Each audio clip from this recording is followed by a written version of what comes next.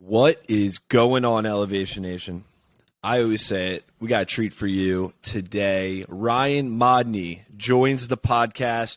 Ryan is a New York guy who now lives in LA, and we're obviously going to talk about how that happened. But thanks to Miles Grossman, Ryan and Miles have worked together. Miles connected us, and he's doing some awesome stuff, killing it in the world of LA. So we're going to talk all about LA, what life is like over there, social media, Gen Z, mental health. What's up, Ryan? How you doing, man? What's up, guys? Thank you so much for having me. I mean, it's awesome. I know Miles is a great friend, just amazing person overall, and obviously such a pleasure to connect with you guys and sit here to talk. Super passionate about mental health. I mean, I've done some awesome things around mental health. Super young too. I just turned 21, so super excited. Just talk and hopefully inspire some other kids my age to continue grinding for what they're passionate about, for sure. So thank you. Ryan, we're so hyped to have you on, man. And a friend of Miles is a friend of ours. I want to start off by saying happy birthday. I hope you enjoyed your first beer now that you're 21. We're so proud of you. Now we can take you out for drinks when you're on the East Coast. So, we'll make sure to keep it responsible now that you're of age. So happy late birthday. And I'm really excited to get into this concept that we talk about, really, that's mental fortitude, because I think that's at the forefront of what you're doing. And it's also very, ingrained in something you're passionate about, which is the mental health of the young people of our generation that really have been going through a hard time. And I want to say it's not just young people that are going through a hard time through this pandemic, through being virtual, through the trials and tribulations of life in 2022 right now. Everybody's going through it. But Parker and I are young, Ryan's young, so we're going to talk about it from our perspective. So if you want to hear an older person's perspective, go to a different podcast, because we're talking about it from Gen Z and the millennial mindset here today. So Ryan, you and I have had the privilege of meeting a couple times, but for Elevation Nation, for the folks that don't know you, let's start it out with a little bit of an elevator pitch, my friend. Who are you? Tell us about yourself. Yeah, sweet. I mean, elevator pitch. I was going to go all the way back to when I was younger and how I got actually into the social Let's hear media it, man. space. Let's hear it. It's a long elevator. Yeah. We're going all the way to the top. Long elevator. We're going, straight to the 100th floor. So I started dancing. I was a dancer when I was younger. I was doing ballroom dancing when I was like 7. And I had my partner at the time. Obviously, it's very, like girl, guy, cool. At that time, being so young, kids that we were going to school with didn't really understand. And, obviously at the time there was bullying and people were making fun of me, calling me different slurs, saying different, homophobic things. Anybody that is a guy that dances can relate to it for sure. So by the age of 13, I decided that I wanted to switch and start playing hockey. Because, dancing was awesome, but hockey was just something that I was also fell in love with, but also dancing at Sweet 16s, bar mitzvahs, and all those events on the side to just continue, moving my body and obviously putting a smile on people's faces. Through that, I started DJing, emceeing, and just kind of hosting a lot of events. Through that, I was able to find passion in the music industry and was working with some artists that were coming up in Staten Island at the time.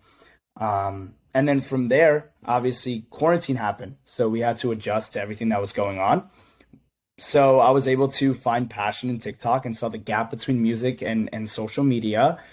Came and started working for a company that brought me on as an influencer coordinator. And I was able to connect with some amazing behind-the-scenes people in the space, as well as social media creators that I am now around every single day and super blessed and fortunate to be able to call them my friends. So yeah, that's kind of how I'm here. I'm in LA. I moved out here a year ago from Staten Island, New York, and every single day is just a journey. It's a blessing, and I'm able to obviously go full force, and that's exciting.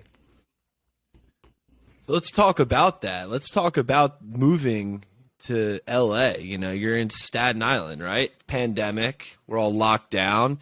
Honestly, I didn't even know what the hell TikTok was until the first week of lockdown. Everyone's talking about it. I downloaded it. I'm like, okay, this thing is crazy.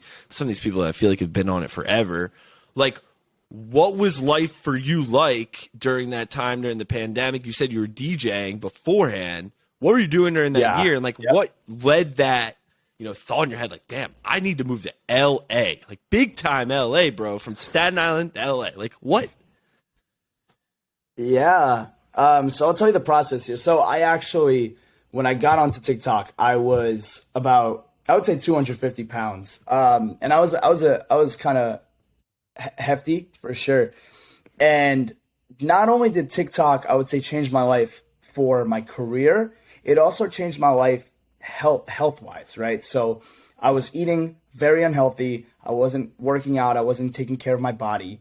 And when I was looking at all these people on TikTok, with the six packs, and they were looking good, and all these people are commenting, "Oh my God, you're such a good looking person," it honestly encouraged me to actually take care of my body as well. So that's what started first. Like, I was going to the gym every single day. I was meal prepping. I was able to lose about 70 pounds since May of 2020, all the way to about March 2021. I lost 70 pounds, and I was able to maintain the weight. So I'm at a healthy weight right now.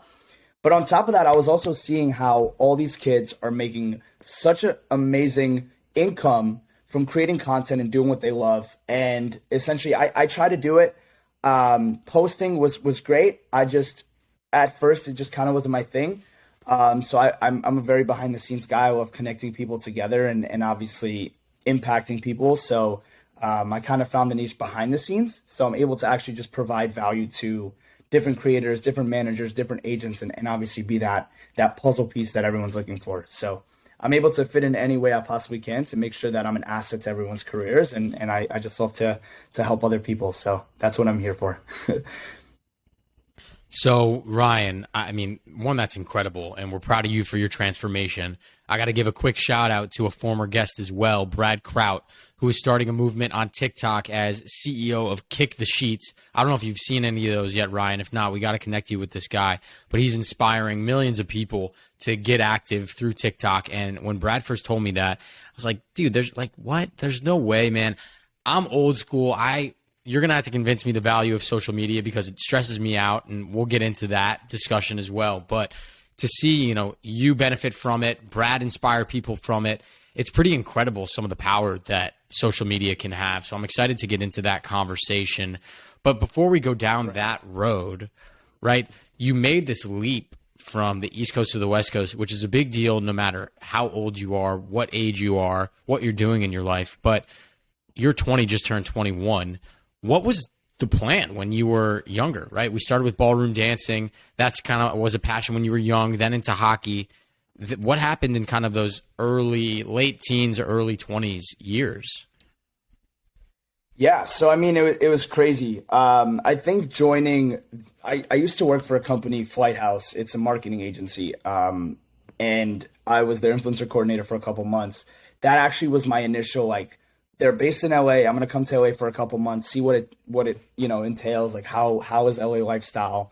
And obviously a New York kid who has hustle, who has grind, who obviously is very straight up, super, super transparent with everyone. The lifestyle out here is super slow. And people are more reserved. So to adjust took a little time, but I moved back to New York. And actually now it goes into the conversation of the app Clubhouse that comes out. So Clubhouse, the app, comes out. At the time, I got invited. I got onto the app. I'm meeting different types of people. And this is cool because during quarantine, we weren't able to actually interact face-to-face with people. So people were lacking that connection. So everyone was just talking on the app. And I was able to run huge rooms on mental health. And I had different creators come in, different CEOs, different entrepreneurs, different types of people, different ages all around the world to come in and talk about their mental health experiences and how they overcome their mental health problems. And obviously with those connections and meeting people, I was able to transition to LA and start building my Rolodex. So that's kind of how I got out here. So about that Clubhouse, can you walk us through one of the conversations that you had or an experience that kind of when you think back to that time that really resonates, damn, that was valuable. Yeah, for sure. I mean, one of the first rooms that I started, I think it was January. I even have the date. It was January 17th, 2021. I was actually in Cancun at the time. And my brother was like, oh, let's go out. Like, let's go hang out with friends. And I'm like, no, like, I'm on this app right now. Like, this is crazy. I'm connecting with some dope people. I'm going to start a room. I started a room. It was called Mental Health Social Media, right? And at first it was like maybe 5 or 10 people. And then all of a sudden I see, like 40 people, 60 people, 80 people. And like, I think it got to like 120 or 150 people that night. But just to see the impact that one room with a title can actually bring people together and start talking about the experiences they have with social media and their mental health, it was cool to see different types of like TikTok influencers and people come in. And I started to build on that. So every single day I would add more and more people. And at some point I was running rooms with like 2,000 people every single day, talking. And, we would have like psychologists come into the room that were on the panel to help people, to help like, give them advice on what they're doing.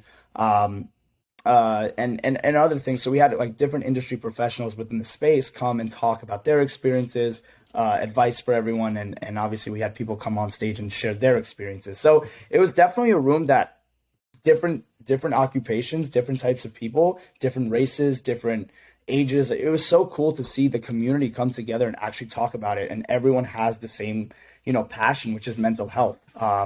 And with social media coming up and how powerful it's getting, it definitely can get dangerous. So something I'm passionate about. I can talk about it for days.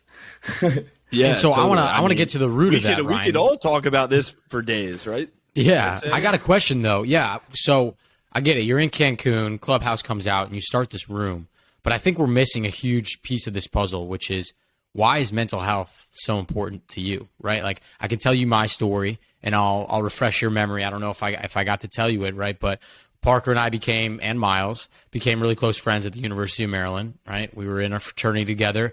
We had our lives ahead of us, business school, communications, government. Everybody was ready to hit that real world. And we did everything right? Like what we were supposed to do. Going to college, getting internships, getting jobs. And when I went and moved to New York, my first year, I was miserable. I was really unhappy. I was depressed. I didn't like where I was going. And I literally would stare ahead at like my job and think, holy shit, I'm stuck in this for the next 45 years. Like, I see my life of waking up at 6 a.m., being miserable and taking the subway to work and hating what I do, but I have no choice. Like, this is what I was supposed to do. And I freaked out, man. And I had a breakdown. I called Parker and we thought about it. We thought through it. And we figured that a lot of young people were having this problem too. And it was impacting their mental health. Hence why Elevation Nation was born. So I know why I'm passionate about it. I want to know why you're passionate about it, man. Perfect. All right. Yeah, that's exactly. Okay. We're going into that. So when I was ballroom dancing, I was always getting made fun of. So already at a young age, being 7, 8, 9 years old, getting made fun of, being called, different homophobic things, it was very tough for a kid like me to be able to handle that. And I was young too. And this was before social media. So now when TikTok comes about, Instagram, all these different influencers with millions of followers, they're great, like they're great looking bodies. They're all perfect, all this stuff.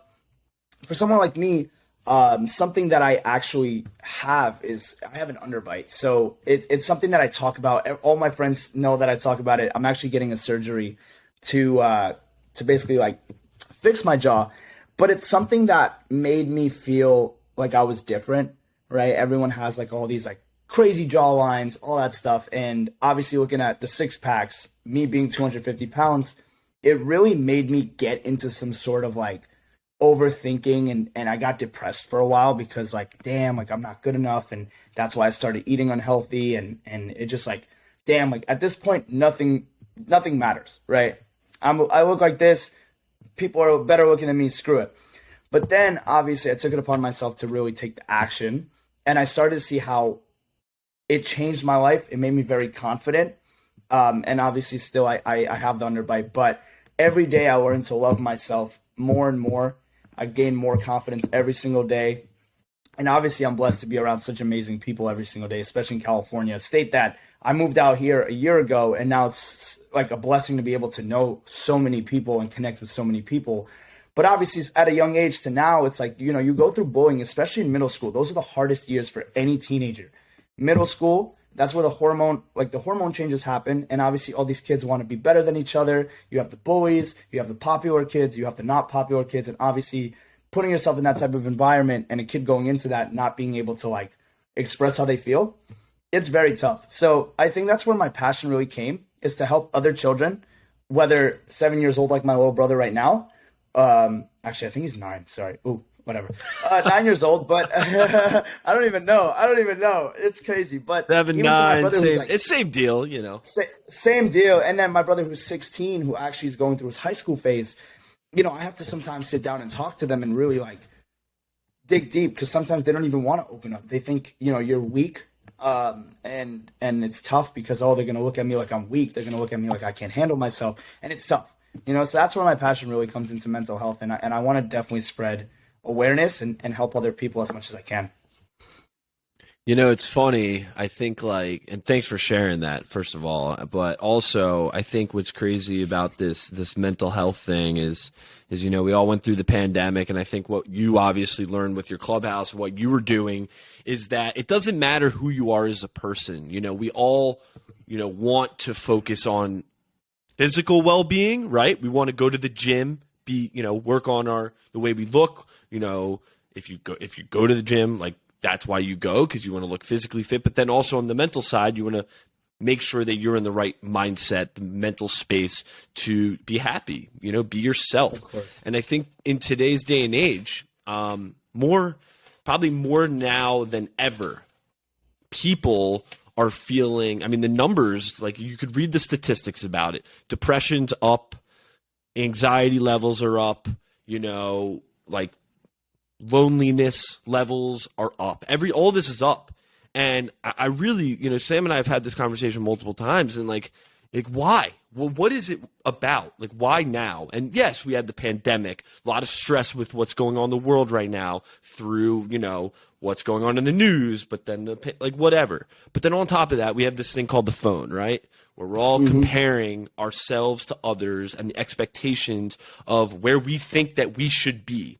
And you can always find someone who's living a better life, doing cooler things, looking better. And this phone leads us to compare ourselves to others. So I'm just curious, like, what are your thoughts around that? You're ingrained in all this culture. Yeah, no, going into social media. So to touch on that, actually, you know, we obviously go to the gym to be physically fit, but also I think another component of the gym, which a lot of people don't talk about, is the mentally fit part, right? So the gym, you don't see results after a day or 2 or 3 of going to the gym. You don't even see results after a month. But it's the consistency of you going every single day, putting in the work, eating right. And after a couple months, even after a year, you're going to see insane transformations. And when you take that and apply it to life, right? Whether it's your career, whether it's your partner, whatever it is, family, it goes to show that the consistency and the work that you put into anything that you do in your life, after a while, you are going to see the results, right? So anybody, and this is like an advice that I give to other people, it's like, whatever you're passionate about, like I'm passionate about, the entertainment industry, and coming from New York to here, you know, obviously the connections come every single day as you put the work in. But if you really love what you do and you're mentally fit for it, and you put in the work every single day and you show up every single day, you're going to see the results, right? And to touch on social media is very, very powerful. Now, there are many aspects of it that's powerful in a positive way, and I believe that it's very powerful in a negative way as well. You see now businesses and even like American Dream and all these places are able to scale their businesses and get the publicity and get the impressions that they want to make sure that they buy, you know, they get their consumers and they get that, you know, all the buyers to come in and purchase what they're trying to sell. Right, which is great for businesses that are trying to adjust to Gen Z. But also it's very powerful in a negative way, because you have young kids who are watching all these influencers and these creators and all these people on social media, like you said, comparing, right? And a lot of these people, believe it or not, sometimes aren't even happy, right? All these creators and influencers that you see that have these amazing lifestyles and have the 6-packs and the Lamborghinis, and sometimes their lives aren't even, and that's with anybody, sometimes their lives aren't what they make it seem, because it's very easy to edit a photo and it's very easy to put out what you want to see, right? And that's why I'm passionate to put out content that you can see my life. You can see who I'm around, but you also see the struggles. You also see the behind the scenes. You also see the days where, you know, you want to give up. You want to quit everything. But again, going back to being in the gym and being mentally fit, you got to show up every single day and be consistent and really just put in the work. So, yeah, it can go any way, but as long as we're having these conversations every single day and we're telling these kids every single day that, you know, just keep going and be confident and be yourself, anything can happen. And that's really, really important, especially nowadays after quarantine. So. And Ryan, you talked about something that I think is really important, of how you're mentoring your younger brothers, right? And they feel as though sometimes it's hard to open up, or it feels weird, or they think they're going to get made fun of for being vulnerable. And I'm so glad you said that, because one of the main reasons why Parker and I do Elevation Nation twice a week consistently over 150 episodes is for that reason exactly. That for some reason, men feel as though they need, especially young 20-something-year-old men, think they need to hide how they actually feel, right? And I get it. There's a lot of pressures on masculinity and social media and, you know, being in the 21st century that we need to hide who we are. And I think one of the things that we're trying to do is shed light on the fact that it's cool and okay, and you need to be vulnerable and open up and introspective in order to be happy, truly happy, not fake happy. I think it was never cool to be vulnerable, especially a guy. Like, listen. Oh my God, yeah. No one's saying, yo, I'm going to take a video of myself, be vulnerable as shit, and say, wow, people are going to think I'm cool. But I think nowadays you're learning that you can connect with someone a lot more because they're vulnerable and they're sharing both the good, the bad, and everything in between. Right, Ryan? I mean, like, that's how I feel. 100%. Sam, you feel the same way. We share everything on this thing. I think it comes down to upbringing as well, you know, and coming from a Russian Jewish family. Sometimes my parents never really understood, you know, how I felt, and obviously coming from their country, you know, my parents are from Ukraine. Back then, it was you weren't even allowed to be vulnerable because, you know, there was so much controversy going on back in the home country. So now when you come here with that mindset, you teach your kids that, like, you can't show that you're vulnerable. You have to be strong. And I think I'm honestly very blessed and lucky to be able to change that mindset in my family and to be able to mentor even my parents and talk to them and show them, hey, it's okay to feel this way. Hey, it's okay for us to feel this way because life is not easy, right? So, yeah, I mean, I you hit the nail on, you know, obviously that's how I feel. So it's, you know, the fact that you were 21 is remarkable. But I hope that your work, right, and what Parker and I are doing in your mission, that this is becoming more common. I hope, I pray. You know, to be honest, I haven't talked with young kids in a while, and high schoolers and middle schoolers. But I hope that, you know, there was a time where social media was becoming big when Parker and I were kind of getting older. And I was like, oh, shit, this is bad. Like, this is pure materialistic garbage. And it is going to lead to, I mean, it did, right? Like, we had cyberbullying seminars and like things like that because kids were getting made fun of. And I hope, again, I don't know for sure, but I hope that now through TikTok and Instagram, and now that social media has matured a bit and you have a lot of people talking about being introspective or being entrepreneurial or growing or learning or pushing yourself or getting into fitness, right? Like, I think social media has expanded from here's my sick life to here are all the amazing things you can do in life. And I hope that young people are paying attention more to those than some of the silly people out there on social media. Yeah, no, I think another huge person that really changed my life is Gary Vee. I mean, I really don't have anybody else that I watch and I'm super passionate about. I think Gary Vaynerchuk is one of like the most incredible people on social media because he is one of the first people to actually show that vulnerabilities is amazing. Humility, he always says it all the time, humility, perspective, and vulnerability, and just showing gratitude, right? So sometimes, you know, you get in this ego where it's like, oh, I'm doing so well in life, right? And sometimes you just have to take a second and be grateful, right? And you have to thank whoever it is, your family, you have to thank the universe, you have to thank whatever you believe in, and just be grateful for that and be, you know, have humility, right? You always have to put yourself in perspective that your life is amazing, right? There's always people that have it worse than you. Like in LA, obviously the homeless problem is crazy. And sometimes when I get in this mindset, in this mood of like, damn, like I'm not doing enough, sometimes I put myself in a perspective like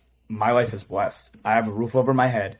I have food on the table. I got clothes on my body. I got a damn bed to sleep on while there are people sleeping outside right now. And I think that's what a lot of like people don't do, is put themselves in perspective. They always compare themselves of what they don't have, that they always forget to be grateful for what they do have. So that's another thing that really helps me out on this life journey, even work. So yeah. Sam, it sounds like our framework of mental fortitude, if you want me to be completely honest, doesn't it? And it does. Were you going to say that, Sam? I don't think you were. I wasn't, but go ahead. All right, fine. Yeah. All right, Ryan. So, like, we've been studying this concept of mental fortitude. It's a term you hear about here and there. Sam and I have been obsessed with it the last, 2 years.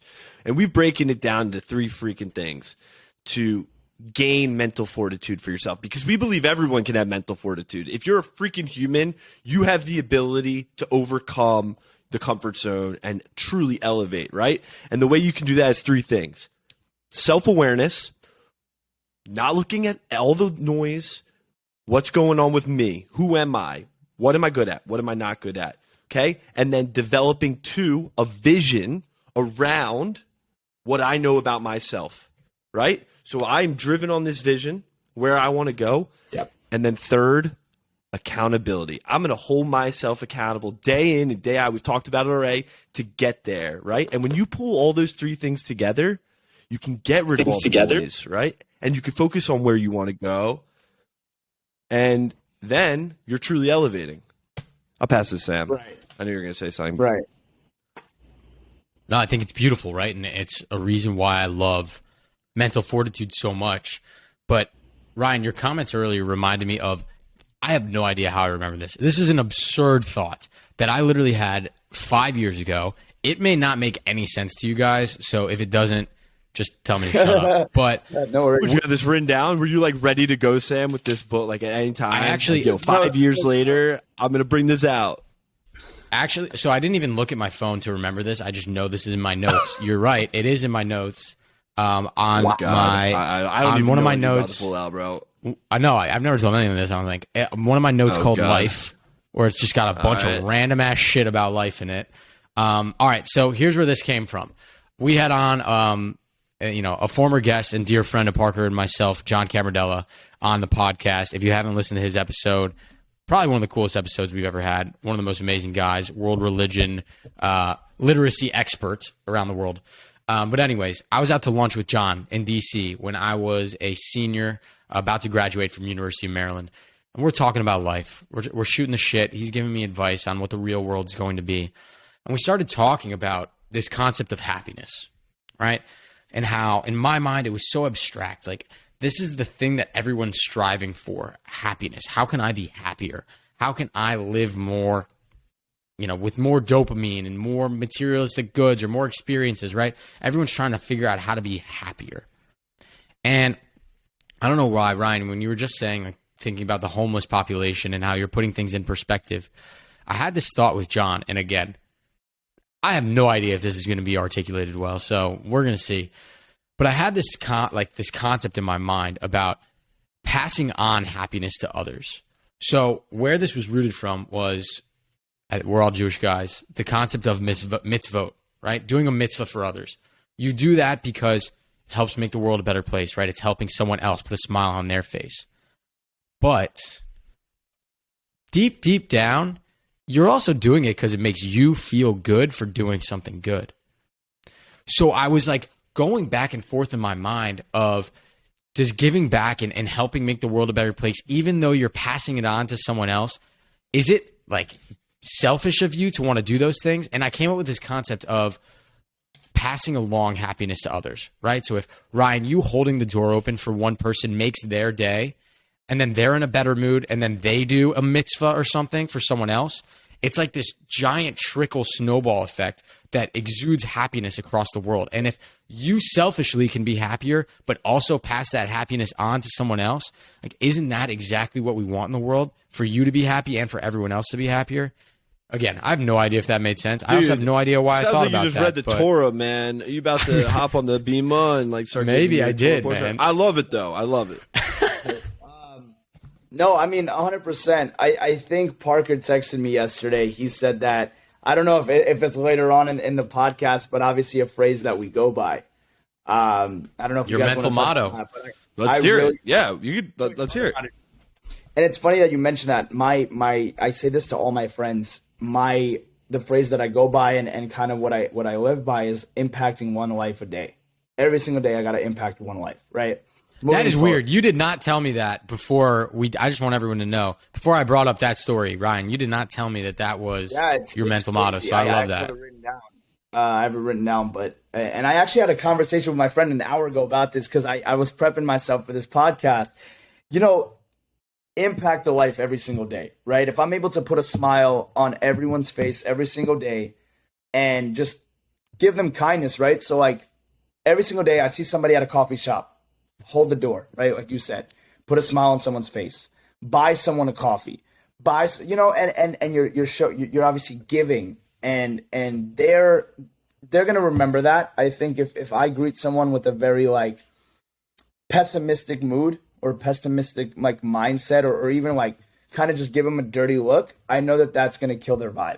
But if I come with a smile and say, how's your day going? I know that that's going to impact them and they're going to want to pass it along. So I think what I live by is making an impact every single day on every single person that I touch. Not just one person, every single person that I touch.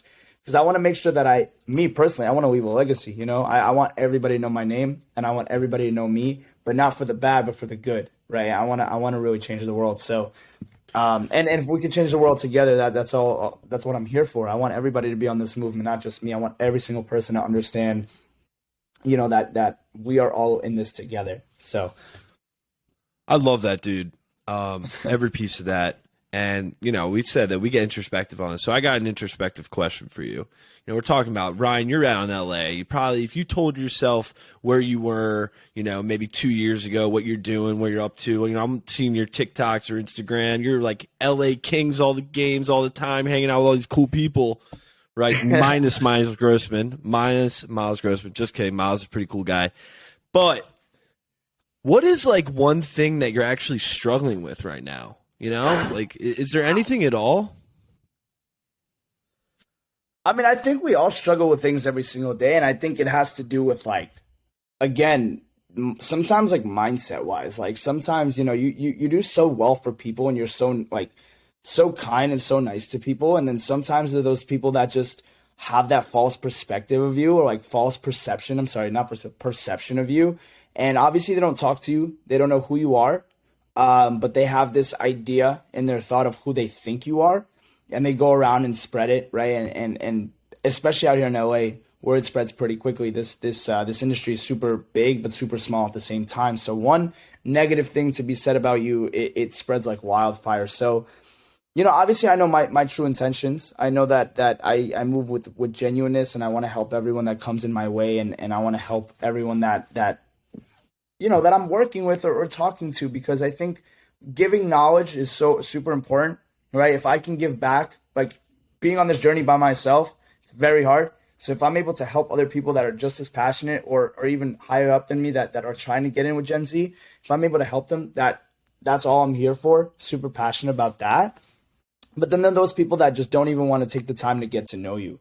And I think I struggle with that, where it's like, I try to be good and then people just turn it on me, right? So it's like they think that I'm this crazy guy or whatever, and it gets tough, right? I've done a lot of good things for people and they just stab you in the back, and it sucks. But again, perspective is everything. I think karma and the universe is gonna bless you with everything. And if I just keep being myself, that's all that matters. I know who I am. I know deep down. I know the type of person I am. I know my family does too, and I know the people that actually do care about me know who I am. So I just super blessed for that. Super blessed to be able to have like true friends around me and true people around me. Obviously Miles, he was out here. Speaking of the Kings, I was fortunate enough to bring Bryce Hall to a game, and we hooked it up. And Miles came as well, so it was a good time. But, just being able to provide experiences like that for Miles and Bryce and other people that I'm bringing, to put a smile on their face and make sure that they're having a good time, that's all that matters to me. So, yeah. What a way to answer the question. I was going to say, that's awesome. And I think this is something I've been struggling with. I want to know your thoughts, Ryan, on this. I think I'm very similar to you in the regard of I just want to try to make the world a better place, right? Make people happy. And my genuineness sometimes comes off as ingenuine because I don't know if people maybe aren't used to it, or, you know, I'm a little cheesy, I'm a little goofy, maybe a little bit of a suck up sometimes. But at the end of the day, it comes from a place of just want to make people happy, right? And try to get on everyone's good side. Right. And it's something I was actually talking with my therapist about, where she was like, well, do you think that your over genuineness or like over acceptance comes off as ingenuine or fake to people? And why do you need everyone to like you? And I thought about that for a minute, and I thought that's a loaded question, man. It was, listen, we get introspective on this podcast. I'm going to open up about some of the deep things I talk about. I think, honestly, to answer your question, yes. I mean, I think it has to do with like a deep down of insecurity. I think being bullied my whole life, I think just being able to put a smile on everyone's face, you know, I think it comes down from a deep inside. I'm like, yo, I would never want anybody to feel the way that I felt going through what I went through in middle school, especially. I wasn't the popular kid. I was actually the kid that was always getting brought down, and everyone laughed at me, and I was never invited out, never really like around people, right? So out here, if you are over genuine, you are considered a clout chaser. You are considered somebody who is just trying to get into the scene and trying too hard, and people like don't like that. But at the end of the day, I know people that are meant to be for me, or meant to be in my circle, or meant to be my friends. They understand where I'm coming from, right? So yeah and no. I honestly think it all has to do with perspective again. Sure.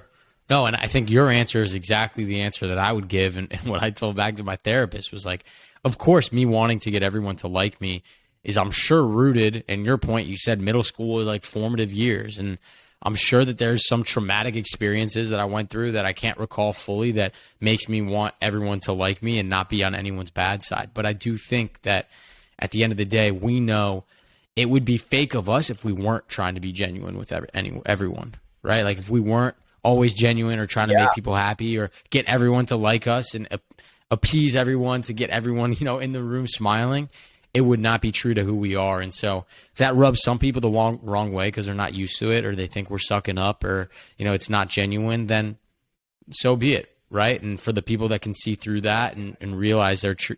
Yeah.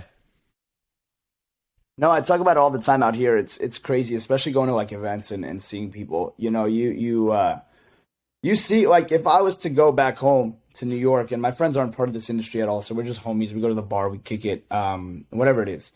If I was to go and see my boy after not seeing him for a year, we're gonna pick up as if, like, you know, I saw him yesterday, right? But then there's people out here that you see like a couple of days ago that act like they either A, don't know who the fuck you are, or B, just haven't seen you in a while but saw you 3 days ago, and they're like, oh, how you been, whatever. It's just like, I guess, very like fake energy, right? And you kind of have to just like accept it because it's just the game that we play. But yeah, I mean, I can never be fake. I can never be somebody who will screw anyone over. I will never be somebody who can actually like put someone down.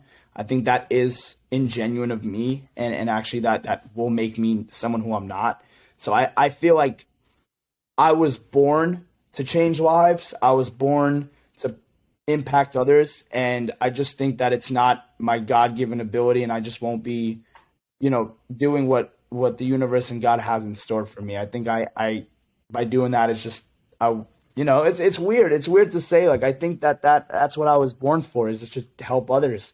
And if I'm not doing that, then I'm not truly happy with myself, and I think everybody else won't be, and they'll see that. So, love that.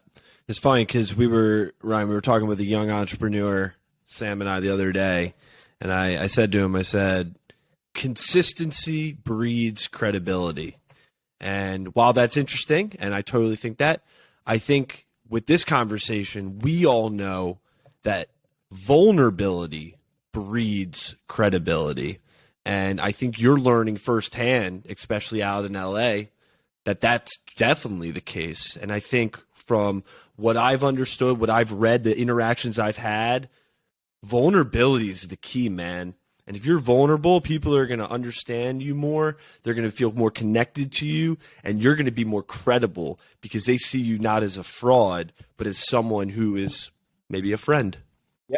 Yeah, no, absolutely. I'm trying to be a friend to all, right? And I'm trying to help people as much as I can. I mean, me playing different aspects of the industry, I mean, I'm always just trying to like fit in any way I can to make sure that everyone's good.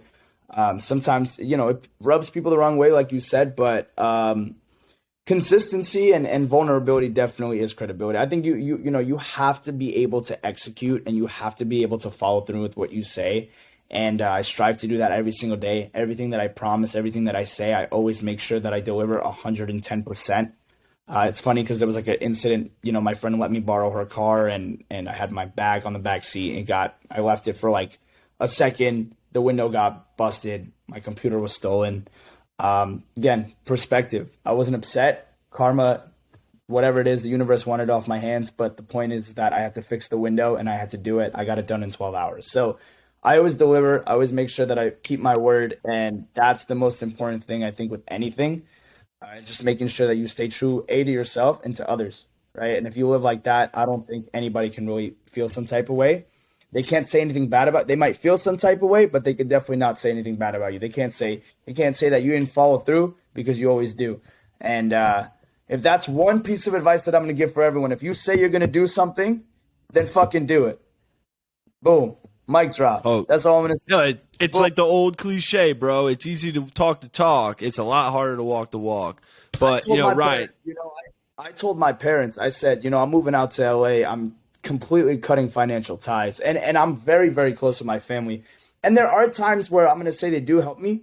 But for the most part, I pay for everything. My rent, my car, before it was gas, right? So now I got a Tesla, luckily, with the gas price. So, so I get a charge. There you go. Everything I pay for. And, for a kid that's 20 years old who didn't go to college, I actually dropped out. So let's just say that I never finished college. So for a kid who's 20 years old, dropped out of school, moved out to LA by himself, cut financial ties, it's very scary, not just for me, but for my parents as well. And obviously they moved out here to get the best for me. But, it's just like, it's just getting it done, right? It's like keeping my word. I told them I'm going to make them proud. I told them I'll make myself proud, and I'm doing that every single day. Luckily, through the help of Miles, I was able to finally get my mom a Birkin bag. So at American Dreams, so that kind of made them happy. So yeah, I'm excited. Love that. And we're excited for you. We're excited for. Just seeing everything you've done.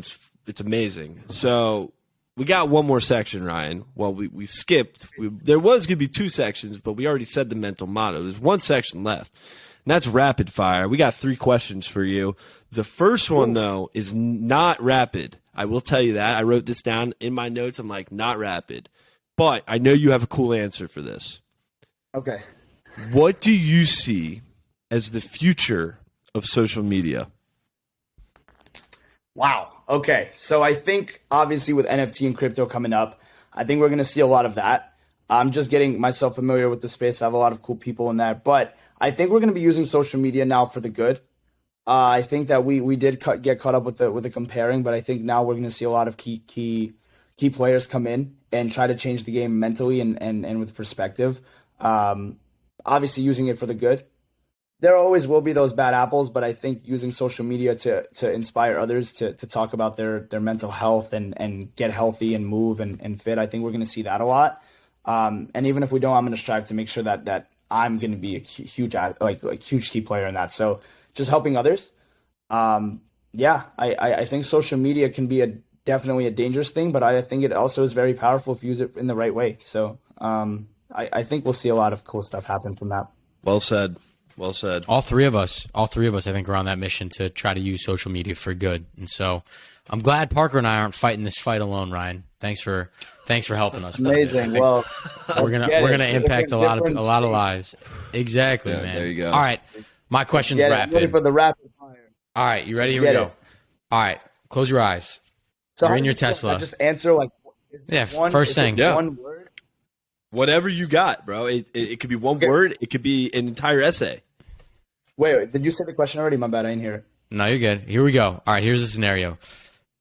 You're in your Tesla, windows down, whipping down Rodeo Drive. I assume that's a road people drive on in LA. I've never been, right? Sure. You're whipping down not there. really. Beautiful sunny day.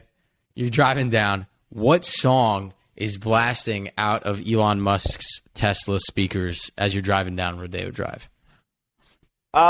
Recently, it's got to be First Class by Jack Harlow, for sure. That song Love puts it. me in a mood, and it gets me hyped. It's a bop, man. I get it. All right. I know. Love it. It's crazy. For sure. All right, my question. You ready for this? What's it like being in the forefront of the next wave of American culture? Exciting. It's definitely exciting. It's definitely exciting to be able to change lives and mentor the obviously the next upcoming generations, but also my family and my parents who are in the previous generations. Ryan, you just turned 21. I'm sure you haven't experimented much with different alcoholic beverages since it was pretty recent, but if you had to pick one favorite alcoholic beverage, what would it be? Tequila. Tequila. Is it? By far, tequila. Love it. For sure. All right, we got what's your favorite grown-ass kind? man. Casamigos. All right, I got one last one. Let's get it. LA Kings are trying to make a cup run, right? Granted, they make the playoffs. What is their key to winning it all? Chemistry, for sure. It's just playing together. I'm from New York. Let's go Rangers. The Rangers just made the playoffs. There They you go, fucking too. Clinched. No, we got to win this. But for every team, I think it's just chemistry, and same thing with like businesses. I think chemistry is important with everyone, friends, business, teams, right? Clicking together and coming together. So that's my answer. I love it. I'm actually watching Winning Time on HBO, the story of Magic and the Lakers and Kareem, and like chemistry is everything, bro. It's everything. And I mean, they show it clearly in that show. Also, if you haven't seen it, it's pretty fun. I'm gonna check it out. But fuck yeah. No, this was fun. I had a good time. This is like my first. It's like this is my first podcast that I've been on. So this is exciting. Starting my journey, and you guys have it. Dude, and Ryan, we are glad to have you. This has been an awesome conversation. I just want to say, dude, like, you're 21 years old.